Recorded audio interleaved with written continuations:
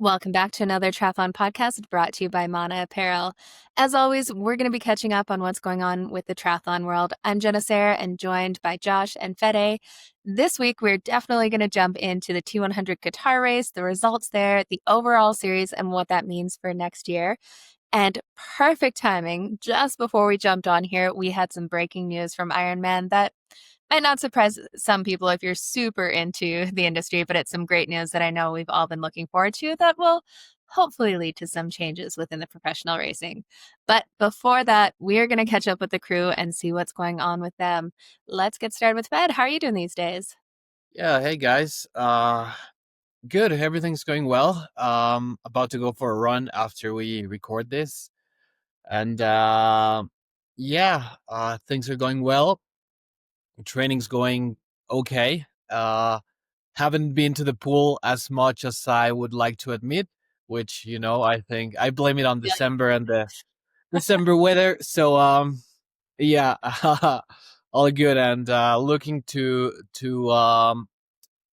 put together my race calendar for next year. So hopefully there'll be some news with me and racing soon. And just enjoying the December weather, doing some Christmas shopping, and that's what's been going on with me. What about you guys? We need Fed to do the double with me. Join Jenna and I in Nice, and then hop on over to Berlin a couple of weeks later. So there's a chance that Fed's going to join the same charity team that I'm doing for Berlin. So they've got some openings still. If anyone wants to jump in, send me a DM. Really cool organization out of the UK. Get going with kids, or get kids going. I think I talked about it on the podcast last week, but yeah, opposite to Fed, I've been swimming too much. I think I swam 13K in the last 4 days, last 5 days. So it's been a lot of swimming to build the aerobic base, without upping the miles on the run during this Tokyo training period. So I'm just over like in the mid 20s run mileage wise, and slowly building that. And if we get to sub 3 shape, we get to sub 3 shape. If not, we're going to have a great season base build by March 1st when Tokyo takes place, and not overdo it, not get injured early by trying to go crazy and up in the miles. So lots of swimming. That's going to start ramping down. I've been doing, I'm on a 2-week stretch of doing core every day. I've been doing strength training more. So all of the off-season stuff you're supposed to do every year, I'm finally doing. And it's definitely making a difference and feeling better. I think today, my Whoop said I had my tied for my highest recovery score ever. So things are going well. And I'm really looking forward to starting to build up running. I'm getting antsy because I want to just run more. And I feel like I've had a pretty good rehab and recovery period from New York and the half marathon I did. So it looks like it's all there. Heart rate's starting to come down. And yeah, just really looking forward to running a bunch of races next year, traveling around. And I just booked my last flight of the year to jump to the next status. I'm literally going down and back to JFK in a few hours. And on the same day, I was like, I'll be back in time to train in the afternoon. But with the amount of flying I'm doing next year and being 300 points away from that status jump, it was a no-brainer. Found a cheap flight to New York and back, and that'll do the trick. Perfect. There you go. Got it set up. Yeah. All the tips of the trade. We'll see how the flying goes next year, but it's been a good year, and just really grateful for all the opportunities we've had as a podcast and everything that we've been in tune with, and spending time with these guys in person, and now looking forward to a bigger year and being not just another triathlon podcast, but actually being the crew that knows what they're talking about. There we go. I like it. Getting started with the New Year's resolutions already. And that's definitely part of the plan to make the podcast bigger and better next year. Lots more appearing at races, more access to athletes, and do some fun stuff along the way, I'm sure. Yeah, absolutely. And hopefully Jenna can make it back home tonight, because it sounds like it was a struggle to get to the office today. Oh my goodness. We are in the middle of a snowstorm. The it wasn't too bad as I started driving to my office. And then it got progressively worse and worse and worse. So yeah, I'll be sticking around here for a while and hoping it clears up because it is nasty outside here. Gotta love Canada in the winter. Definitely not training outside at the moment, but I've got some new motivation behind my training now, which always makes it a little bit easier to get in. I finally got an update on the race in Qatar that's happening in well, I'll be flying out in a month now. I was starting to think this thing wasn't going to happen because it was 2 months ago. They asked for my details to book flights. There's still no information on the race on the website other than what the overall distances are. And I still don't know a ton about it, but they sent me a flight ticket. So at least I am headed to Qatar for this kind of cool race that's swim, mountain bike, run, kayak, mountain bike, run. Now, I'm not getting any kayak time in because, well, I don't want to stand outside right now. And it's a little hard to break through the ice, but getting a lot of run timing because it's definitely a longer run portion. It's going to be, I think, 49K of running. So I'll be doing a bit of an ultra in there, which will be fun, paired with some mountain biking. But yeah, we'll see if I get more details. But as of right now, I'm going to Qatar. You just won't be setting any kayak split records. Yeah, no. I can't even say bike split records. Yeah. And I won't be setting any swim records either because the pool has definitely been the hardest one to drag myself in the snow and not knowing if the race would happen or not. But funny story, they sent me the tickets and the tickets had me landing in Qatar maybe 14 hours before the race starts. The day before and then heading out the next day. And then a day later, they send me another email. Oh, it's a flexible ticket if you want to come in sooner. I mean, it's only a 10-hour time zone difference, right? Right? 30 hours of travel, show up 14 hours before the race started. I was looking at that. I'm like, oh my God, I'm not going to survive this. I'll fall asleep on the bike. And that's going the opposite way. Like jet lag really gets you going that direction too. Totally. Yeah. So still don't know if they have on-course support or where it is, other than it's in Qatar. So we'll see. They bought me a plane ticket, so I'm going there and we'll just roll with the adventure. And honestly, that has been the best thing about this whole triathlon journey is just say yes to a bunch of things, see what happens, have the time, don't quite know what's going to go down, and a little nerve-wracking travel to a different country by myself, but that's also the best experiences when you kind of get out of that comfort zone and yeah, just see what happens. You'll have to message our new friend GTB and see what she thought of Qatar and see if she's got any tips for you. Definitely. Yeah, I'll have to get a chat with her, but she had an awesome result on this weekend. Turns out doing 22 races as a warm-up isn't too bad for the T100 race. Unbelievable. Speaking of which, let's jump into it. That's a perfect segue here. We had the T100 in Qatar. This was the final race in the race to Qatar for the T100. And we had I think one very much expected winner, and the other one, I was a little surprised. But Fed, why don't you run us down what went on in Qatar? Yeah. Let's start with the men's side this time, and we had obviously, well, not obviously, but it wasn't a surprise to have Hayden Wild taking the win. And what's surprising about Hayden is I saw a post of him saying that he doesn't think he hasn't tapped to his full bike power yet. So that's a scary thought. And he's aero, he's fast, he has a lot of power on the bike and on the run, obviously. So, and Hayden took the win. We had in second place from the US, Morgan Pearson, who always has a stellar run. And, the good and faithful Marten Van Riel running up the podium in third place. And I was watching the live stream and I heard Jan saying that nobody has an answer for Hayden at this point. And that's a scary thought because it reminded me of what, back in the day, 2010, 2011, 2012, Javier Gomez was, the Brownlee brothers were, and then Jan on the long distance.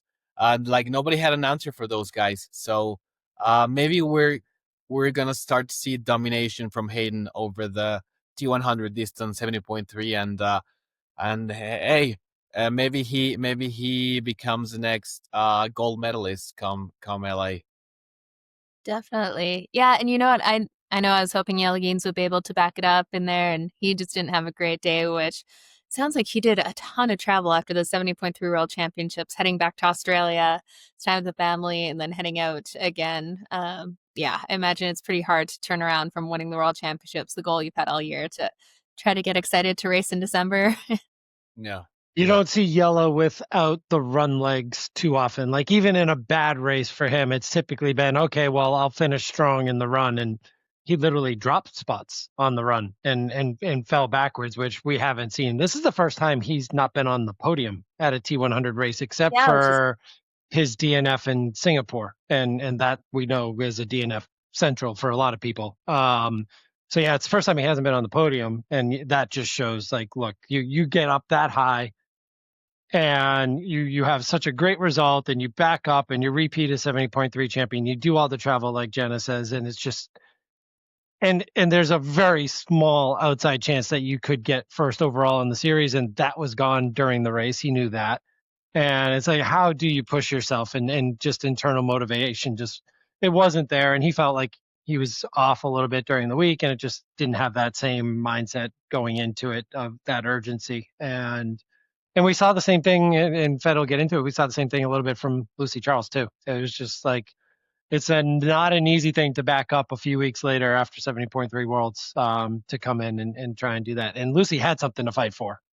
She could have won overall, so she had a little bit more of a sense of urgency, but it just the legs weren't there, and both of them had some great run legs this season. So yeah, too bad for Yella. Unfortunately, I mean, look, he had a great season. He still was able to hold on to third in the series, and he lost a little bit of money not jumping up to the second step, but he did pretty good overall. And you know what, though? Like we talk about Hayden, and for sure, I think literally you put Dubai back to the way it was supposed to be, and he does the laps correctly, and he wins that one too.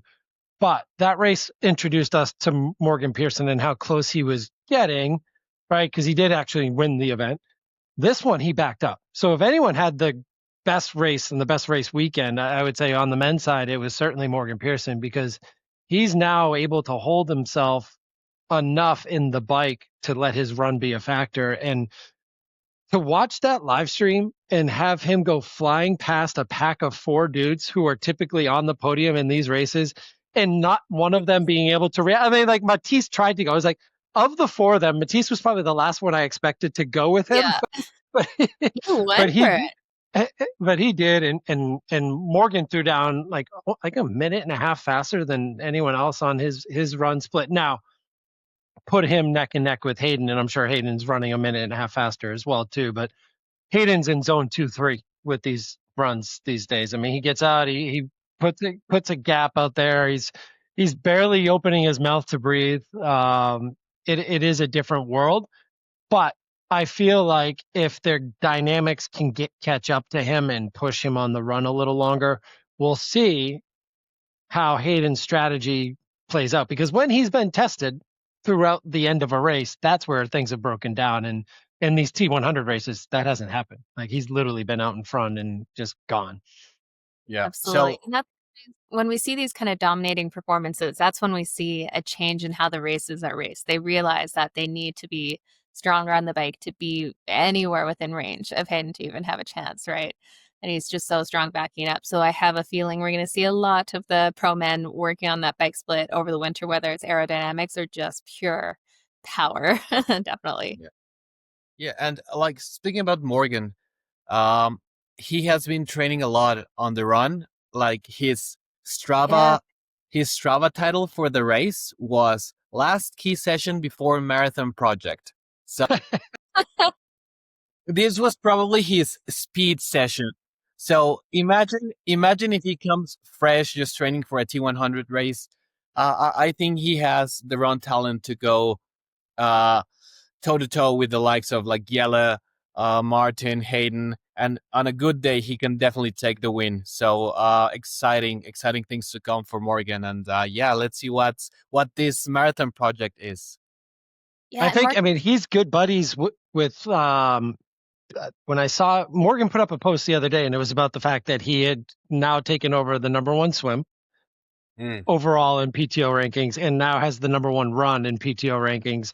And the first person to comment on the whole thing, I think, was Joe Klecker, who's like a U.S. Olympian medal-winning 10K or 5K-er, and has gotten into the half and the marathon distance, and Morgan has run with him before. So he's definitely getting into that running world. And I think after them seeing what Alex has done, they're trying to counteract that in preparation for LA 2028, because how the heck do you stay with Alex now on the run if he's running that speed for marathon distance, and now he's going to come back and slow down and work on his speed work? It's like, how fast can you get? Yeah, and we actually missed chatting about that last weekend. So if you guys haven't heard, Alex Yee ran a 2:06 and something in change in a run, which is absolutely insane. But the craziest part, it was almost, I think it was like 6 minutes faster than his previous run, 5 or 6 minutes faster than he had done. 5 minutes, yeah. Than he had done in his last marathon. So that kind of jump is absolutely insane. And he went hard and was able to pick up pace at the end. So that's not the maximum of his capacity either. So I think that has a lot of triathletes kind of thinking about what that's going to look like when he comes back to World Triathlon Series. Or will he? Like, that's kind of the question now, right? He's starting to see this success in running. I think it was one of the fastest British times on a marathon. Not the fastest yet, but he's like close to that in his second real go at it with a year of marathon training after like just focused on triathlon for so long. And we keep hearing about how running has this boom and there's a lot more sponsorship money and stuff. What do you guys think? Is there a chance that we see him go to running full time, or like what's more of a pull? Getting that second individual gold medal for triathlon, or becoming the British record holder in the marathon, competing at the Olympics there? Because I don't know if he can win at the Olympics. He can do both, but the marathon will come after LA 2028. And I think he's still young enough, and that is like peak marathon age when he's done there in like your early 30s, to then really focus on it. And now he's proven to himself, look, I did this while still swimming and biking, and training as a triathlete, not fully, but marathon was my focus. And he was able to run an average of 3 minutes per K and run his fastest 5K on the last 5K of the race. Like, I mean, he went sub 15 on the last 5K and ran away from the top British marathoner in Phil Sessman and other South Africans and East Africans. And he was just so far fit. But he's already posted on his social an image of the man staring in the mirror and saying, wait, is that the triathlete in me? And like, so he's already starting to hint that like he's switching back to triathlon, and LA 2028 is a big thing. And I think we're going to see that focus, and you'll see him on the WTCS start lines next year, or whatever we call those start lines. We'll get into that. World Triathlon Tour start lines. And yeah, I think his focus, could he technically do the double? Absolutely. But he can't win both. He's never going to win the marathon. And there's no way in heck you could train for a marathon and win the Olympic distance triathlon. Like if we were talking like Ironman distance, competitive, but even then it's like you wouldn't be able to put the bike volume in. Well, exactly. And the fatigue would just have so much impact on being able to get the run volume. Just not possible. But he's physically capable of doing both events. Yeah, he absolutely could. But they're far enough away. But my guess is LA 2028, Olympic triathlon, defending champion, and trying to remind everyone that Hayden's good at the middle distance and he still owns the short distance. Fair. And then the other question is, do we think when he goes back to the Olympic distance, is he going to be right back in it, or is that going to take some learning curve? I think it's going to be a shock to the system getting back into the Olympic distance, because the racing has changed.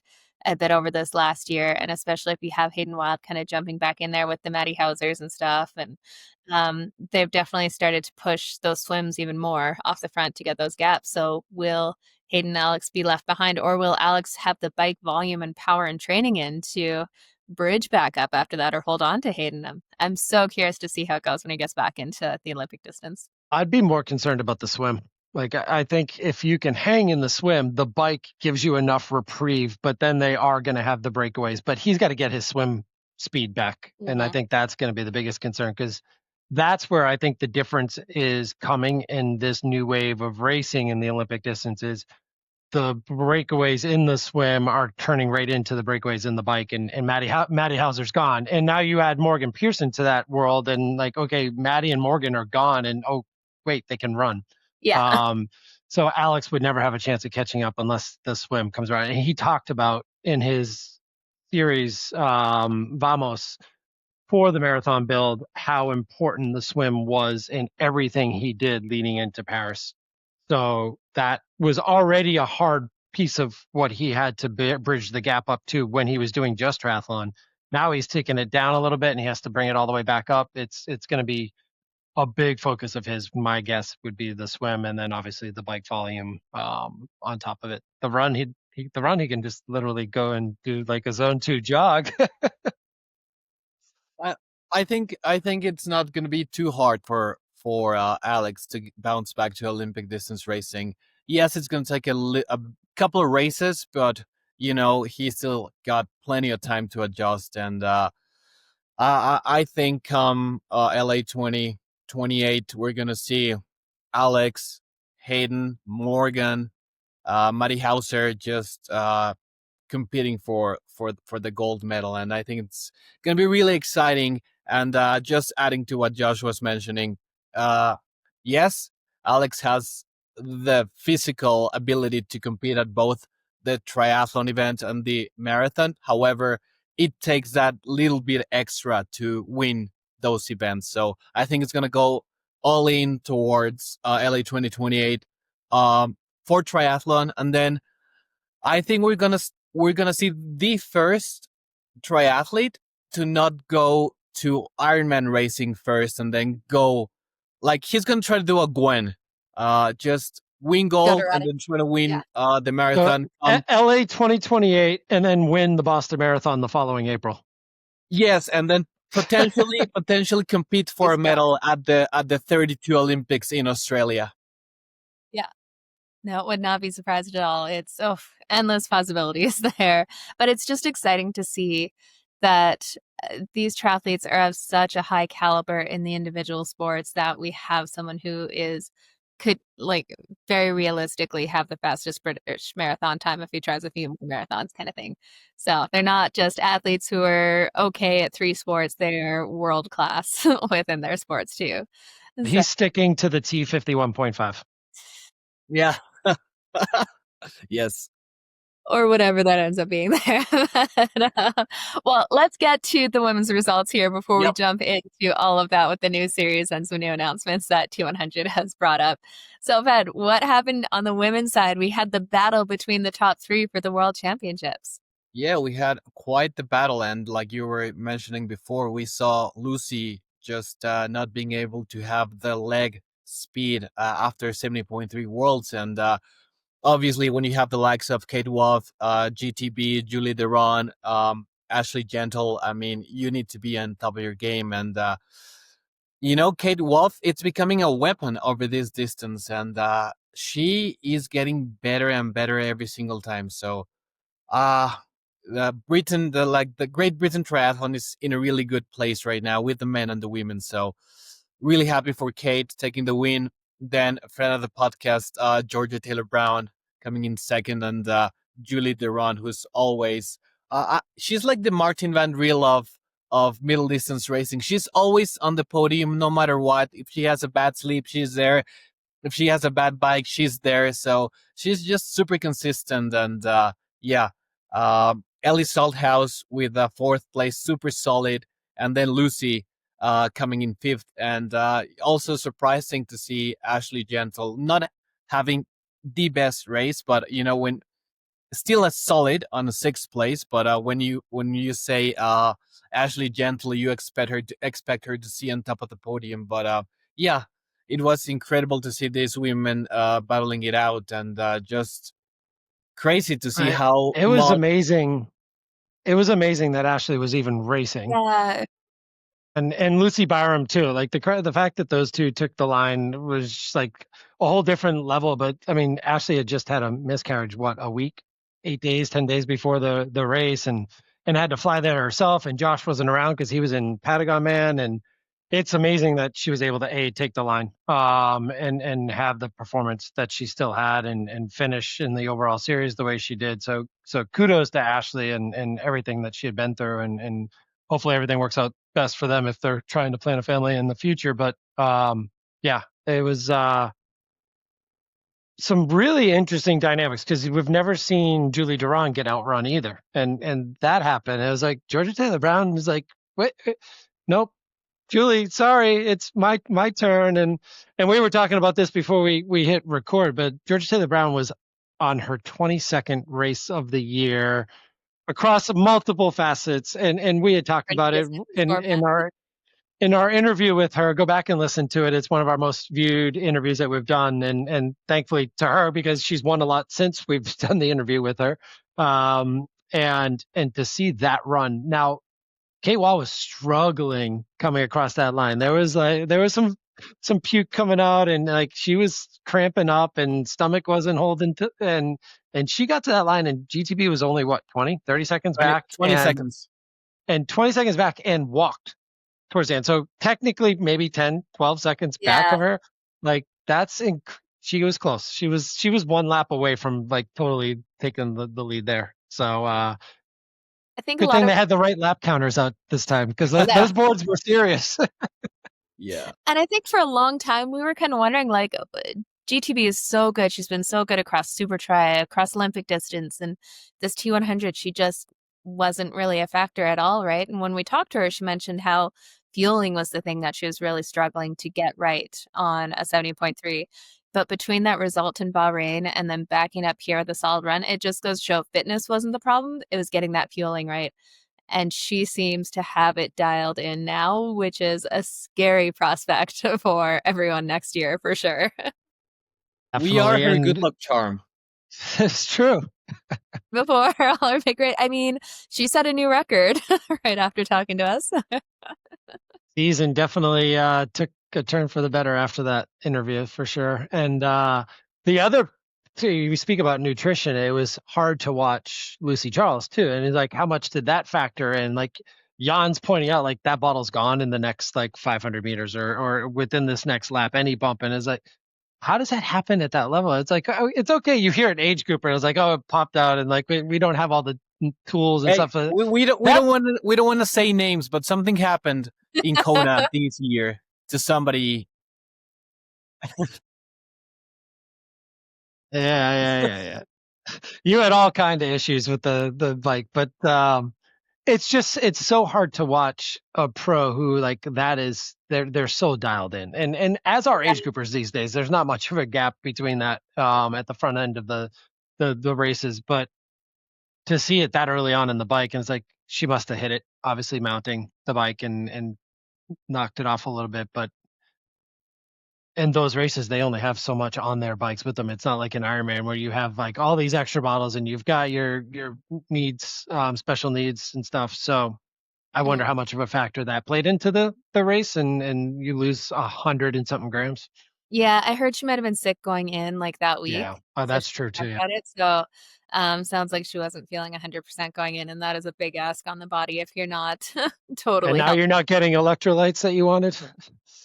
Not a good combination. No. But yeah, you know what? We got to kudos to Kate Wall. She has absolutely exploded on the scene this year. And up to this point, we kind of hadn't seen her racing against the top women fully fit. They're kind of factors in either direction, whether it was conditions or other stuff they had going on. But she showed up on race day, and it wasn't even insane weather either. She was just so strong and solid throughout that race. And yeah, blew them away. So kudos to her. That was very, very cool to see. And she has taken to this middle distance racing exceptionally well. And that was the other thing. We had wild cards across the board taking the series. Like these weren't even contracted athletes. So hot shots. Really impressive. Yeah, it was a really well executed event on both sides. I thought the coverage of it was great. Jan's awesome as always, and I think T100 did as good of a job as they could with the product. It's there's a lot of triathlon being pushed into the Middle East in the coming years, and it just makes you wonder, like, how the heck are we going to get fans there? Now, obviously, with Ironman World Champs, it's going to be a little different because you've got 3,000 females and 3,000 men and their families and friends, and it'll have a bigger feel to it. But it'll be interesting to see how T100 is going to combat that and actually have people at these races for the only world championship. Like the coverage was good, but I don't know if it was just me or if you guys kind of heard it. Like Jan is fantastic at what he does, but it almost seemed stilted without having a third voice in there. I don't know, something was off where it just wasn't as smooth or kind of the same commentary. Like when they have Vicky in there, her and Jan play really well off each other, and it felt like it was missing maybe one person in there. I don't know what you guys thought. Are you asking for Vicky or for Jack to come back? Yeah, I think they just need someone to fill it in there because like Jan doesn't have any banter with who's the other guy, Matt? I don't know. Yeah. It felt like there was just a lot more kind of dead points and just kind of stilted conversation. I think they need that third opinion to keep the I agree. Yeah, Jan was filling a lot of gaps in that coverage. Yeah, totally. Yeah, He so you does need some an incredible job at it, huh? Like he loves to banter. He's very knowledgeable, and he knows the athletes, and you can see the way he like expresses himself both on the men's side and the women's side. Like he knows what he's talking about. So it's really good to have Jan, and it's just a class act. He was a class act when he was racing, and always a class act while on the other side of the microphone. Yeah, so let's take a look. We have the top 10 standings on the men's and women's side for the overall series in the race to Qatar. So keep in mind, next year, the top 10 will be invited to do the first race of the season, as next year they're moving away from contracts and going more towards invitations. So in the top 10, we've got on the men's side, Hayden Wild with a perfect score, Mika Nut, Jelle Geens, Morgan Pearson, Rico Bogan, Marten Van Riel, Matthias Margier, Sam Dickinson, Yuri Kulin, and Greg Barnaby on there. So they'll all be invited back. And then on the women's side, we've got Kate Woff, Julie Duran, Lucy Charles Barclay, Ashley Gentle, Jess Learmont, Ellie Salthouse, Georgia Taylor Brown, Taylor Knibb, Lucy Byram, and Holly Lawrence. Seriously impressed that Taylor Knibb is still like within that top 10 with not having done the only first 3 races of the year. Like that is impressive. Yeah, only 3 scores, and she's still in the top 10. And I don't think we'll be seeing her in that first race next year either. But yeah, and that's the question, right? Like, there's obviously these athletes. So the women kick off in the Gold Coast in March. Like, it's a quick turnaround. Yeah, and that's why I'm curious how many will actually pursue this series now, because we have the Ironman Pro Series starting off basically around the same time, don't we, with New Zealand? Yeah. In March. So I think I just saw Kat Matthews posted like 80 days or something, which is insane until the season starts again. So I know my question next year is just how much buy-in we're going to see from the pro athletes, especially with the Ironman series. So someone like Lucy Charles and Taylor Knibb, like just Kona is such a big draw for both of them. Or like, are we going to see them on the start line for that first T100, or are they just going to go straight into the Ironman series? It's going to be interesting because of the way they lined it up to have the top 10 get an auto spot in that first race of the year. Whereas like that first race of the year might not be attractive to the pro athlete, right? Yeah. Because that, like you said, it typically has been a heavy focus for the Ironman qualification period. And people are identifying Texas, they're identifying New Zealand, and getting that long distance qualification race and Pro Series points out of the way early and lock down and not have to worry about filling in another full distance Ironman before Kona. And it's going to be interesting to see who shows up in the Gold Coast for the females, and then the men are Singapore. And that's right around Ironman Texas time too. And it's Texas, and why would I want to go to Singapore? Because I've seen the catastrophe that is. So it's going to be an opportunity for a lot of wild cards and hotshots, whatever we end up with, whatever they end up calling them. But the contenders that come in and fill in the rankings, right? Yeah, definitely. So for the schedule for next year, what we have so far is on March 21st to 22nd, the Gold Coast will be a women's race. April 25th to 26th, the men get to enjoy Singapore once again. May 23rd, we've got Spain for the women. June 6th, we've got San Francisco for the men. July is going to be a WTCS race, not T100. August 15th, we've got the Pro Women in Vancouver. September 19th, French Riviera for the men. And November 12th, we've got the Pro Women in Dubai. And unshockingly, the race in Saudi Arabia will be pro men racing sometime in November. Oh. I'm sure all the women wanted to go down there. Cover up and race. Oh God, could you imagine? But I hear they're gonna some cool tri-suits. Yeah. An unused sponsor tri-suit, just all rocks. There we go. Go full speed suit head down there. So that'll be the T100 World Tour for next year. So we're only missing the date for Saudi Arabia right now, sometime in November. And then they'll end off again in Qatar, December 11th, once again. Same weekend, yeah. That is a long season. From March to December is, that is definitely going to take some planning between, especially those who are kind of thinking about doing the Ironman and jumping into the T100 series at the same time, because that first, the timing just lines up in the worst way for the first couple Ironman races with these T100 races. And on top of that, you're going to have the Olympic qualifying cycle start in May. So now you've got the Alex Yees, the Hayden Wilds, is Kawa going back to the Olympics? Probably a little less so on her end, because she can make a ton of money doing what she wants, but we don't know yet for sure. There's a lot of people that factored in this T100 series that are going to be going after LA 2028, and how does that they've got a race in order to get points and get start lines. For them, I reckon it's an easier, well, I don't want to say easier, but like a more gentle, gradual progression towards For a couple years.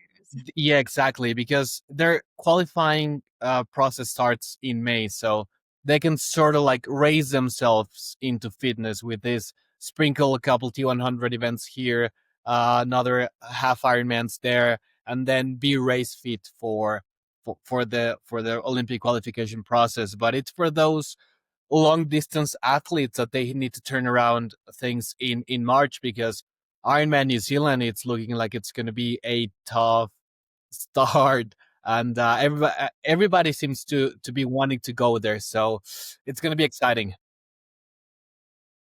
Yeah, absolutely. And well, then the good thing is both calendars are out. Like everyone knows the calendar, right? So we're ahead of the game on the calendar, and it sounds like the Supertrack calendar is going to be coming out soon too. So a lot of the calendars that we've waited for are now going to be out much earlier.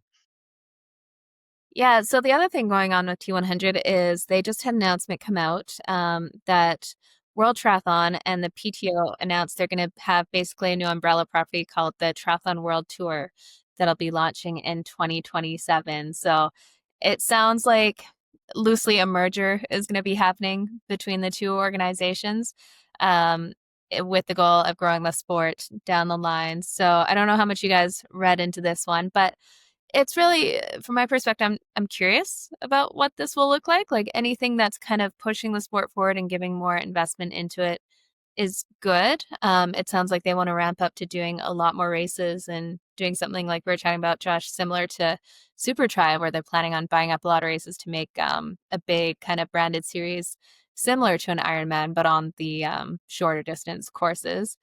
And then they're also going to have the T100 World Series, but they're also going to start WTCS is going to become the T50 World Championship Series.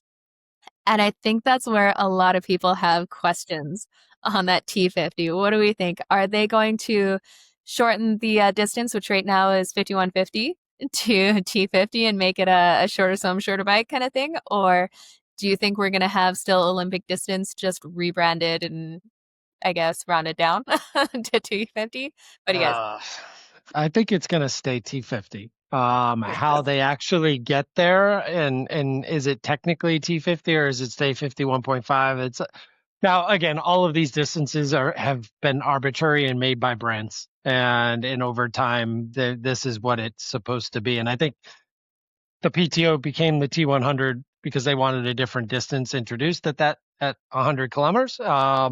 When everything before that was 70.3 and 140.6, and then standard and sprint. Standard has always been the distance in the Olympic. So it's going to be hard to change that and introduce additional distances within the Olympic realm as well. So I think in the world that Sam Renouf lives in, ideally you would have a shorter Olympic swim and maybe a similar bike and maybe a little shorter, maybe a 19K run or whatever it ends up being. But whatever that ends up being to 50, I think they would love for it to end up matching it, and then whatever other distances you end up adding to the Olympic cycle. But 51.5 has been where it's been for a long time. And it took long enough to get it into the Olympics, and now it's there, and people are excited about it. It's the first medal. This is going to take, these are all long games. Like, we don't even have the true press release. The full press release isn't even out yet. There's still more to come on all of this. And we were able to extrapolate where we were from the announcement itself. And they clearly said more information is to come down the road. The one thing that kind of caught me a little wary of it is, again, this is a lot of coming from the investment side of things, the commercial side of things, and it looks like they're trying to grow the sport, but the message was about the money and the investments and the commercial partners side of it. And being in the sport and being on the commercial side of things, we still talk about how we want to grow the sports through our mass participation model and growing and giving athletes a way into the learning the sport and accessibility and getting them into it and continuing to keep them in it. And I don't talk about, oh, well, we've got all of these numbers that back up your corporate partnership. Let's get more people in the game and the more athletes that are racing and coming back, and that's what grows the sport. So that was the part of the message that kind of took me a little off, and I didn't appreciate as much from being in the sport, because it has to be about the participants in the and literally all of those commercial things, the endorsements for the pros and their partnerships with brands come because they're talking to the athletes that are participating at our level and getting into the sport. And we've had some good success at SuperTribe because of the number of first timers that we're bringing into the sport on the commercial side, but it's because we're bringing new people into it. Yeah, I agree. I think, well, any business knows that for it to be profitable and to grow, the key is N+1 client every single time. And yes, it's cool to have investors and to grow the sport and have more partners, and as Josh was saying, but I think they are forgetting the key factor of everything, that it's a human factor, which is how many new athletes you get to sign up. Ironman works because everybody wants to be an Ironman. Everybody wants to race where the pros are. Like, it's not about, yes, it's cool to have the reflectors on and to have more exposure for the sport, but in order, like, you want to see that the money is going where it needs to go.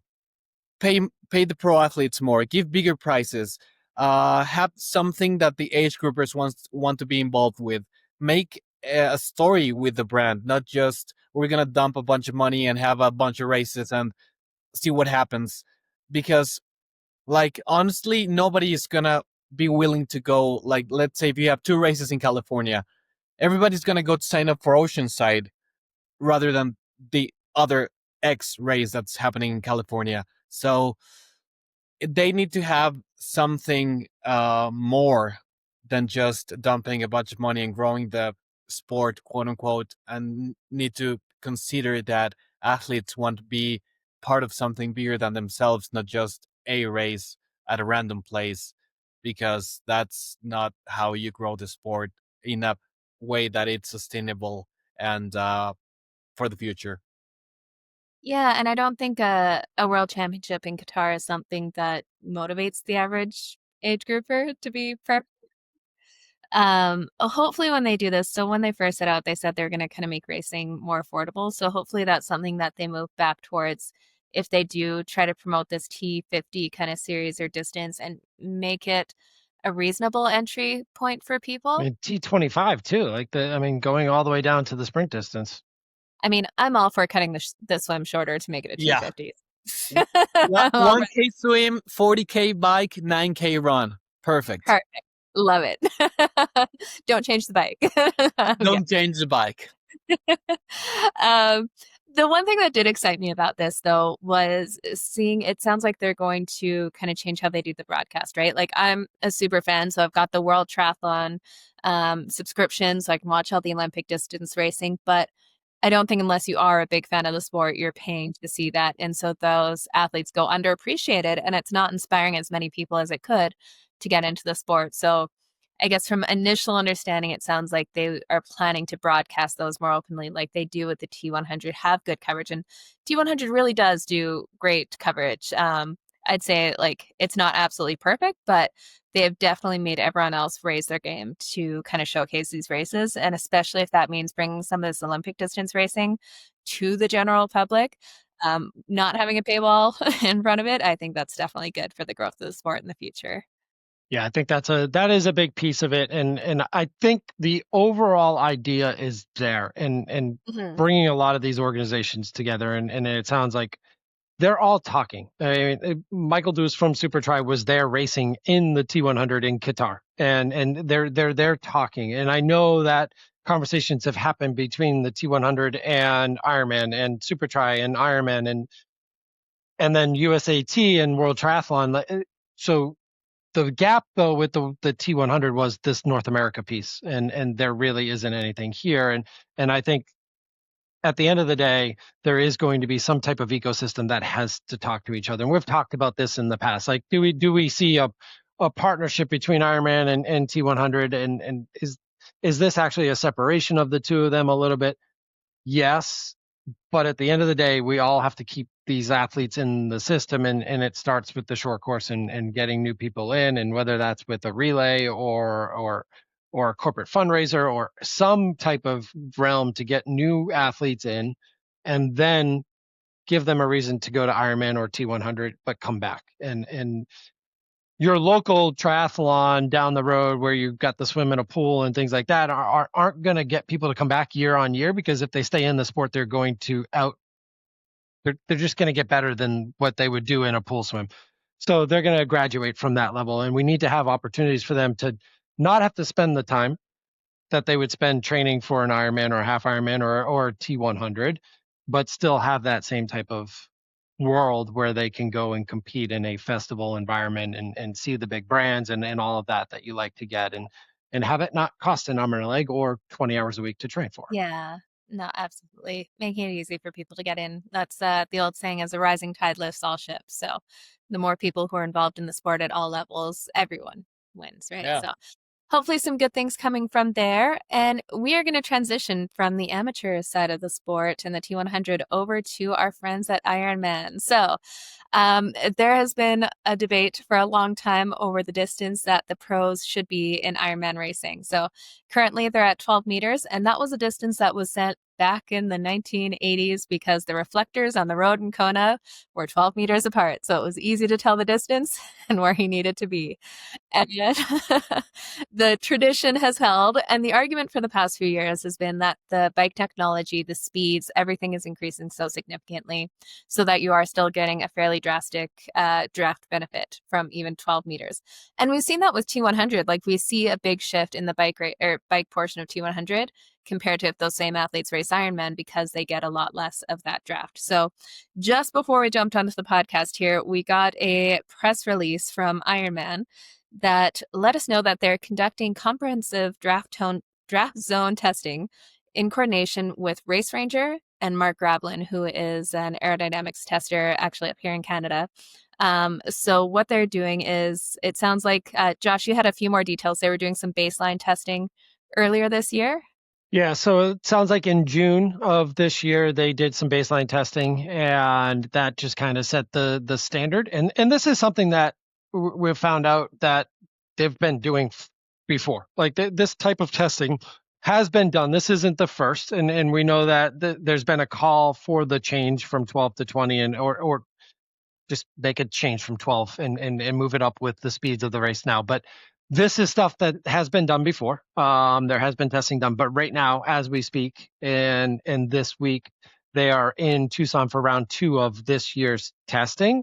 And there's 6 pro athletes there with Race Ranger and Mark Gravelin, who's got 2 different devices on the bikes testing the aero aspects. And then you've got Race Ranger and all the bikes to keep them at 12 meters, and then at 16, and then at 20. And they're doing multiple runs and in different formations because of the different body sizes of the athletes as well. So athlete A will probably be in position 1 on the first test, and then athlete A will be in position 3 on the next test, and they'll move them around and see how that implicates things. So that is currently taking place in Tucson. We don't know if it's on a velodrome or on an open road or on an incline or whatever they may be doing. It's there. Yeah. So it sounds like, so we reached out to James at Race Ranger there to kind of get some more information.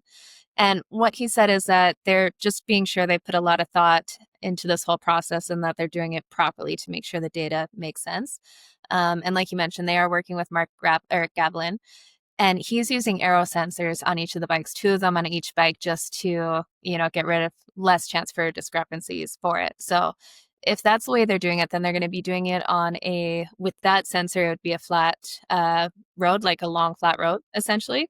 And then they'll try the different distances with the aero sensors on there, using Race Ranger to make sure that the athletes are staying the correct distance apart, and using those aero sensors on road for a real world aerodynamic testing. And that's why I wanted to kind of ask him about that, because when you try to do that kind of testing in the velodrome, the results aren't quite the same, just because you have the airflow, you have the road conditions.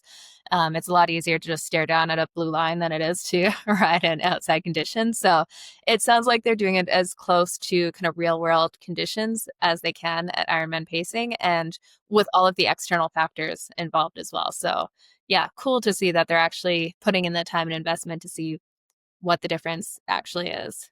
Yeah, and it sounds like next steps for this, and we're not going to have any changes from this testing this week in Tucson. So don't get your hopes up to see 20 meters in New Zealand or 20 meters in Oceanside or anywhere else this year coming up, at least not early in the season. And I would imagine once they start the season, it's going to stay that for the entire season. So it sounds like, if anything, we would be looking at a change in distance in 2027, but don't quote me on that. I just know that they're going to be doing some live race testing to finalize what their results are going to look like, and then announce at some point in 2026. So this will be used in racing, maybe starting in New Zealand, and going from there. And they're going to start capturing some more data and then making a determination from there. And I think we all know it's not going to be 12.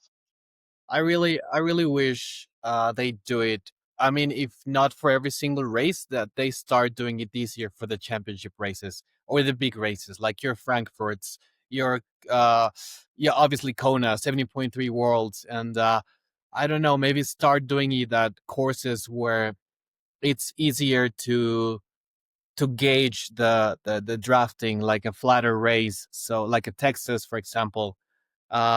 And then see what happens. But I would really wish that they can go forward with this for the major races.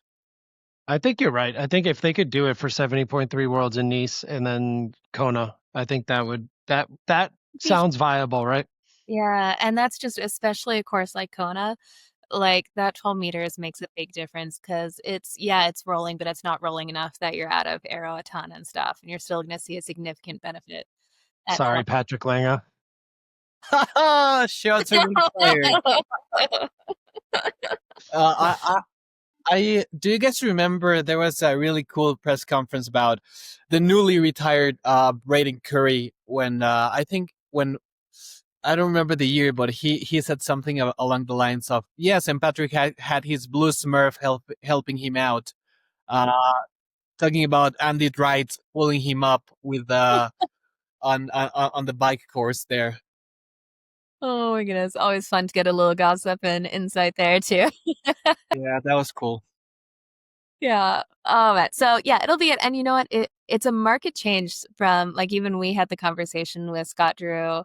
Was it earlier this year when we had him on there, and they said no, we're not planning on making any changes. I talked to him again at 70.3 Worlds, and he says there's no plans in the immediate future, but now they're really starting to test it out to see what the numbers actually say. And that's one thing I have to say I appreciate about this new iteration, it feels like, of Ironman. They're actually kind of listening and saying, okay, people really want this. Let's look at the numbers. Let's look at the data, see if it really makes a difference, or if we should make some changes like they have with the World Championship qualifications, and kind of going from that point. So it's not on thoughts and feelings and what if I like vibes. It's like, okay, let's put data to this. And if it needs to be changed, let's make it change. Hopefully. Yeah, I think and if you're in the Tucson area, they're there this week. So keep your eyes out for fast moving bikes on a straight road. Absolutely. Well, was there anything else that was top of mind, guys? I just wanted to bring something up on the cycling world. Have you guys seen the new Ineos kit? No. I don't know. Well, we're gonna probably show the picture to the viewers, but take a look at that. Oh my. Yes, exactly. It's orange. Oh my goodness. I did see one of those. I don't know.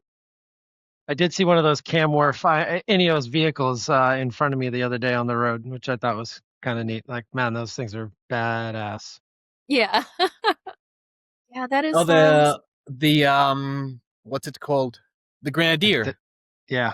Yeah, that's a cool vehicle. It's so funny. Some of these cycling sponsors, you hear the names over and over again. I'm like, I have no idea what that actually is. And like the I know the name. Right. I have zero clue what it does. So I don't know how much the advertising is doing. So I could not tell you, or could not have told you that was a vehicle. Yeah. Yeah, but I don't know. What do you think about the color? Because, they went from Team Sky of the black and blue, the navy, and then the Ineos with the navy and red, which I thought was awesome. But now it's orange and white.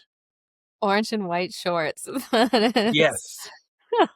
They must have done some type of research or surveying around that was the way to go. That was orange is more aero than navy, maybe.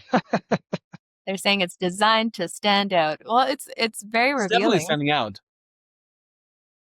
Some of these pictures. They had Mika New test it.